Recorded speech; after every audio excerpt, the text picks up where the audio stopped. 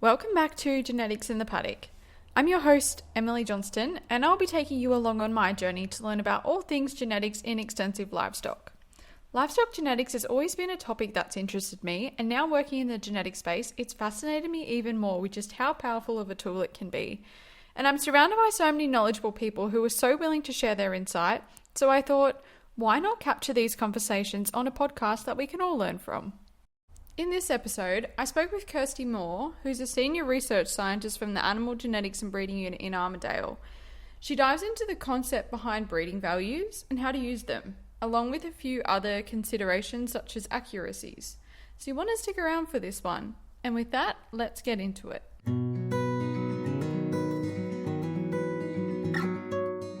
I'm really excited to have Kirsty on the podcast. She's a very special guest. And for those who don't know you, Kirsty, can you just give us a bit of an intro about you and, some of the stuff that you're involved in at the moment? Yep, thanks for having me.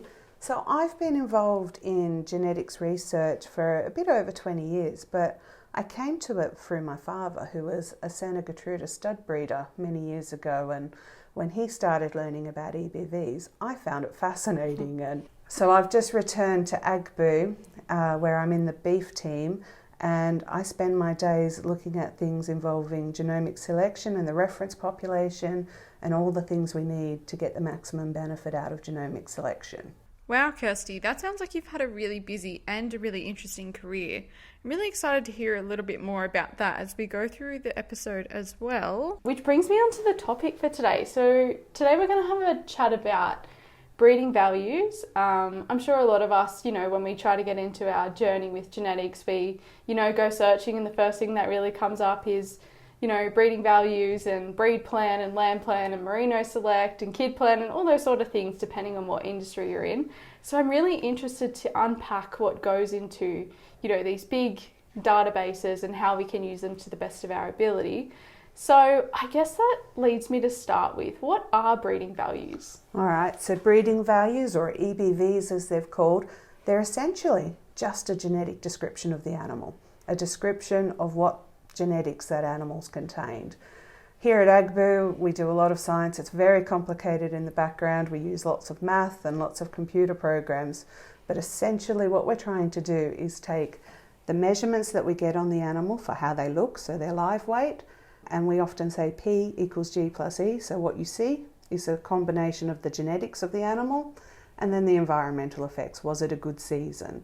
And all of that complicated math is teasing that out so that we can see, well, what is the genetics that we can't see with our naked eye, and getting that description that is contained in the EBV. So essentially you're stripping away the environmental component when you're looking at an animal, because when you were saying the P equals G plus E, is the P just the physical aspect that you're seeing of the animal? So I guess we should break that down. So what goes into that equation? So the P is physically what we see, the live weight that's recorded in the animal, how many calves she has in her life, things that we can record and measure. And then we're trying to tease away, account for that E, so that we're left with G, which is what is described in the EBV.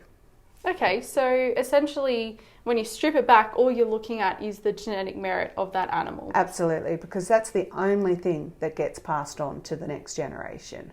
You can have the best management practices in the world, but that doesn't get passed on to the calf. It's only the genetics that can be passed on.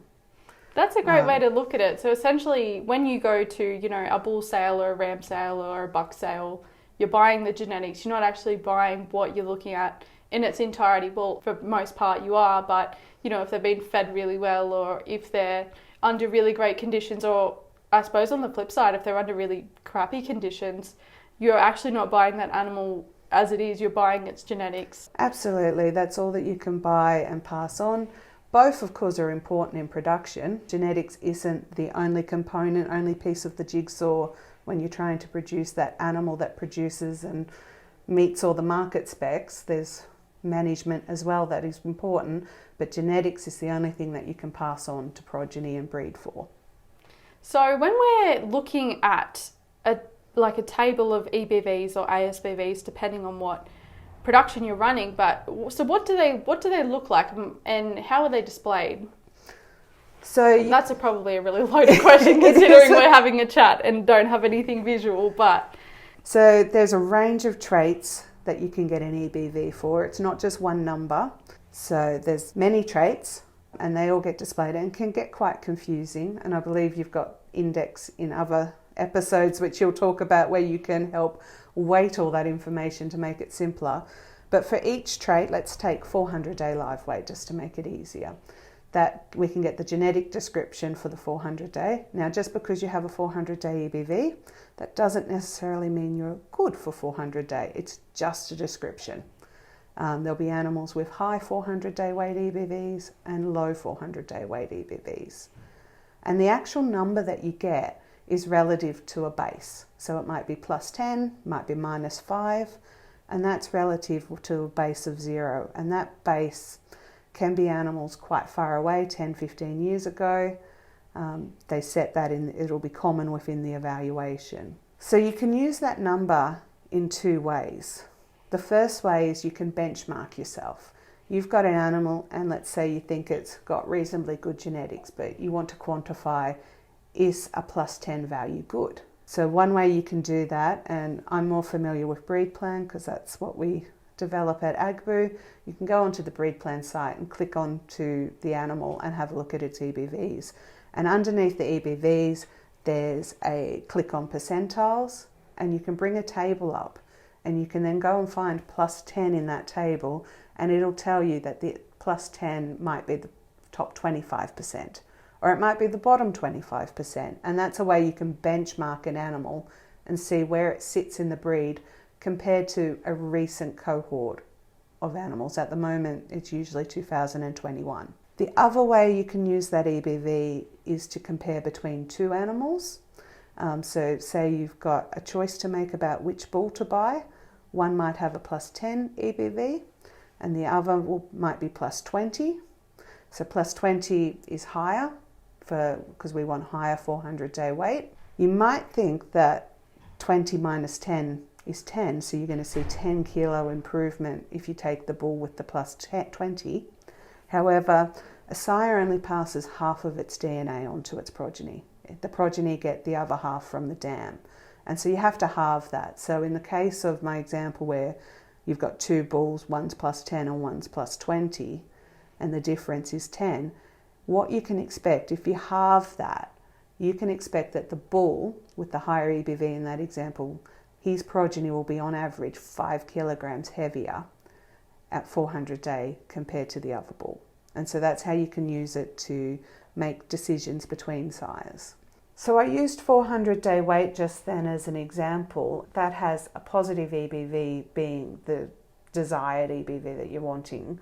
But not all EBVs positive does not always equal what you're aiming for.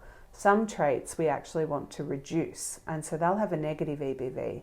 And an example of that is days to calving, where we want to reduce the number of days from the bull going in and the calf being born. And so what we're actually seeking is a negative EBV, which is desirable. So the direction of the EBV that you're looking at depends on the trait and where you want to move the genetics in your herd. Sounds like a very valuable tool, and we were talking to Brad before.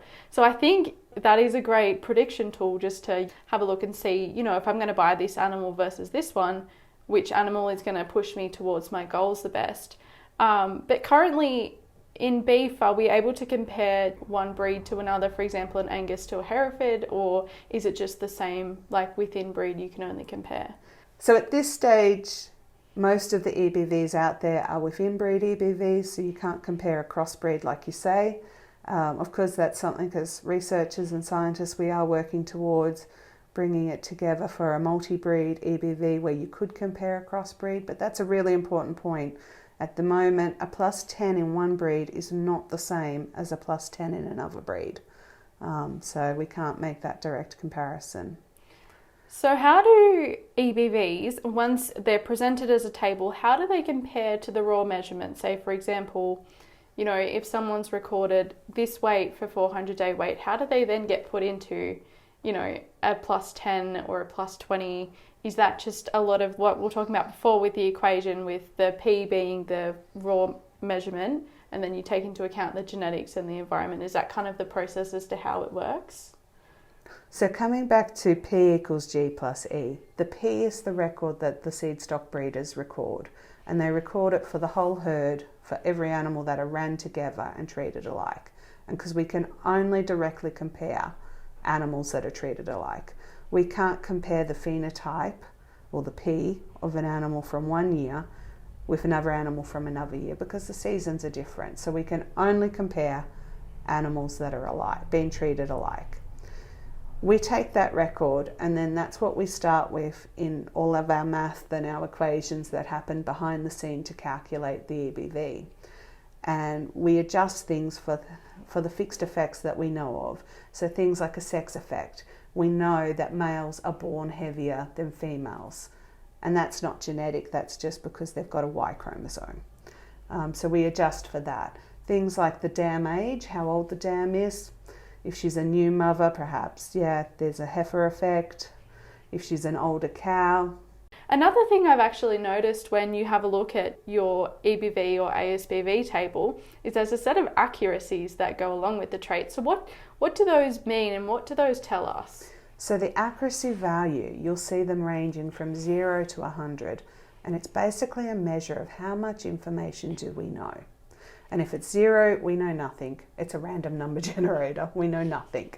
If it's 100, we know everything. And so we often see, especially in the dairy industry where they have lots of progeny, you know a lot of information. So the AI bulls that are being marketed, they tend to have large progenies in beef, and so they tend to have the higher accuracy values. When an animal is younger and might not have as much information, the accuracy values are lower, and these accuracy values will change as time goes on. E in EBV stands for estimated, and so we're always adding more information to the evaluation, and the EBVs are getting more accurate. An example might be a bull for fertility. Obviously, when you're buying that bull, he hasn't yet had any progeny, so he's got no data for his daughter's fertility. And it's not until he matures and has progeny and then they mature and have that we start to get the first records for days to calving. And so you'll see his fertility EBV will get accurate as he gets more accurate, I should say, as he gets older. So with this accuracy, there are several things that influence it. Not all traits will have the same amount of accuracy, and it's based on how heritable the trait is. So the more heritable trait is, so the bigger the G component is in explaining the phenotype, then you'll have more accurate EBVs. So traits like growth tend to have higher heritability, so we find that they're the more accurate EBVs, whereas traits like fertility tend to be lower heritable. Days to calving tends to have a lower heritability, and so the accuracy values for the same amount of information will be lower compared to growth. So EBVs that are lower accuracy are more likely to change compared to EBVs that have a higher accuracy. However, I don't think you should discount the lower accuracy EBV because they can change, but on average they'll stay the same. In my time in Scotland, we looked at a study where we were looking at the fertility traits, and because breeders were often saying, I can't use them, they're low accuracy. And so we did a knockout study where we went back in time and pretended the last 10 years didn't exist and selected animals based on their lower accuracy EBVs and said were they high performing or low performing for fertility. And then we went and added that 10 years of data back in and said, well, for those animals, are they still considered high and low in their groups if we now go and look at their more accurate EBVs? And yes, there was some movement, but on a whole, the animals that we identified as being the higher and the lower animals with low accuracy EBVs tended to still be the animals that were considered higher and lower with the higher accuracy EBVs. So while there is movement and it can happen, on average, the animals will perform as the EBV suggests. That's really interesting. So I guess that just solidifies, even if the animal has a low accuracy, it's worth looking at, and at least you kind of understand what you might be buying or what you roughly are buying compared to an animal that doesn't have breeding values available and you just have no idea where on the scale it might be sitting. Absolutely. A low accuracy EBV is better than a no accuracy EBV. It's some information, even if it's not as much as you'd like. So when we're looking at buying a new bull or a new ram or a new buck, how much emphasis should we actually be putting on the accuracies, especially if it's a younger animal? There's 2 points for that. One is a personal choice, and it's your measure of risk. EBVs with lower accuracy are more likely to change, but the change will be up and down. It'll be random which way compared to a more accurate EBV. So it depends very much on your measure of risk. But then the other point is, in all of that complicated math that happens behind the scenes, in a lot of ways we already account for accuracy in the EBV. We regress it. We'll very rarely see an extreme EBV animal that isn't accurate, because when we don't know much information, the animal tends to be regressed towards the mean. So they'll get a more average type EBV. Accuracy is already accounted for. Okay, so that kind of brings me to my follow-on question is, if we're buying a new bull or a new buck or a new ram and we're looking at a stud, should we also just be looking at, does the whole range of the stud for this group of animals of the same age have similar accuracies? No, I think the accuracy is the accuracy, and while we do tend to see at a given age the accuracies sort of being similar, and this is sort of my fertility example from before, when you're younger you have a low accuracy, and then as more information gets collected over the lifetime your accuracy increases, but there can still be quite a lot of variation within a given age of how accurate. And it depends, because we use information not just on a given herd or flock, we collect information from a lot of sources. So you have a bull, you sell it today, that information doesn't stop. It goes on and gets used in another herd, and that herd, if that collects data as well, will contribute to the EBV of your bull that you sold, but also to his half sibs, to any progeny you might have kept, all the family. And so we're getting information from a lot of sources. So that accuracy value can be quite different. So what traits should you be recording information for? Is it just the ones that, you know, align with your breeding objective, or ones that are of interest, or should you be aiming to try and record as many traits as you can, basically? Ideally recording all the traits to inform that, because, well, who doesn't love more information? But you can still have highly accurate EBVs for traits that you do record, and then the traits that you haven't recorded for a seed stock breeder will have low accuracy. As breeders, we're not just targeting one set of traits. The breeding objective, as you would have spoke about with Brad, encompasses many facets, and the more information that we have, then the better we can target our overall breeding goal. And I'm curious as to how having your animal genotyped might influence the accuracy of EBVs, or how it plays into that, because we spoke briefly before about pedigree, but I'm interested as well, when you include the DNA in that, how does that change things? DNA is a really exciting development that's happened in the breeding industry, but essentially, if you go and take a DNA test off an animal and put it into the evaluation, it becomes just another source of information. And because then it's more information, we often see the accuracy of these EBVs increasing as a result of that genomic test. And where it's really useful is that we can see the increase in accuracy that can be attributed to the DNA from birth. We don't have to wait for the animal to be phenotyped to get that DNA information. We know that from the moment we can get a DNA sample. And so where it really becomes powerful is for these traits that are measured late in life, like abattoir carcass traits, which are really hard to measure. Fertility traits on the bulls, which happen really late in life, like often by the time we're getting days to calving information for a bull, he's been retired and the next one's come along. So this is where genomics has been a game changer, and we can start to get more accurate EBVs earlier in the animal's life because of genomics.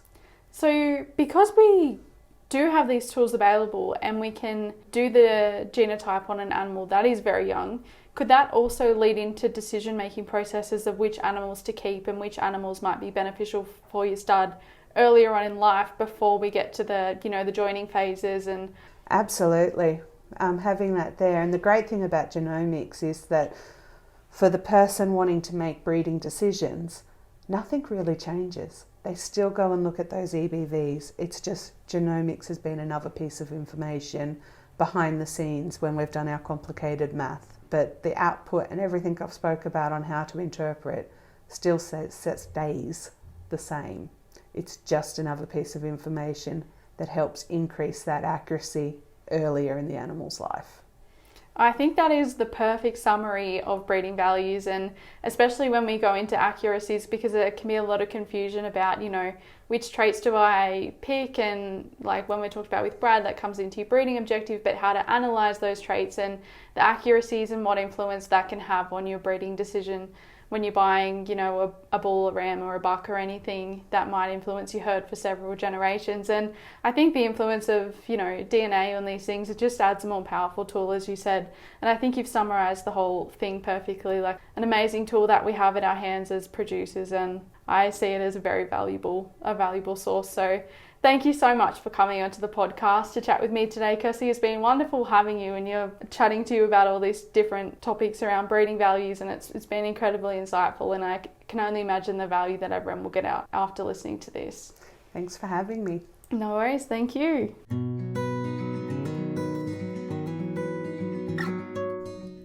Thank you for tuning into this episode of Genetics in the Paddock with Emily, a podcast produced by the extensive livestock genetics team within New South Wales DPI. We hope you've enjoyed this deep dive into the world of genetics and its impact on livestock production. If you found this episode informative and engaging, please consider subscribing to the podcast and leaving a review. Your feedback is essential in helping me to continue to bring you valuable content on livestock genetics. If you have any questions, comments, or suggestions for future topics or guests, please don't hesitate to reach out to me on social media or through email. We love hearing from our listeners and are always eager to explore the subjects that matter most to you.